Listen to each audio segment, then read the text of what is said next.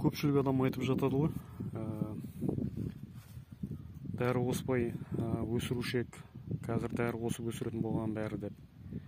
Енді бір мысал көрсете кетейін сіздерге. Мынау ең кішкентай ғана помидорым, қызанағым, яғни мына жерден сол бөліп жатыр екен қазірге барласам.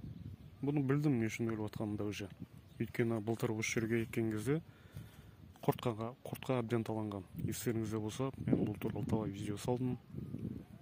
Міне осы құрт, сым құрт дейді. Бұл кішкентай, бұдан үлкендер де бар бұл жерде. Енді осы көшетті осы жерге егердің алдында бір күн бұрын дәрі суға батырып келгем, тамырын бәрін жақсылап. Осы бір құрттан сақтанайын деп.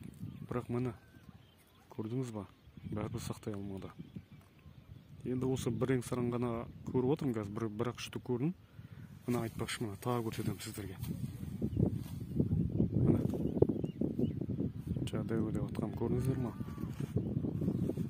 Осы екеуі талап тастаған мысалға. Осыдан кейін дәрі бермей, ешқандай химикат бермей өсірем деп айтып көріңізші. Ол мүмкін болмай баратыр жылдан жылға. Әйтпесем біз не аламыз? Бұндай дәрілерді алып, лишний расход болып. Міне сым құрт деген осы.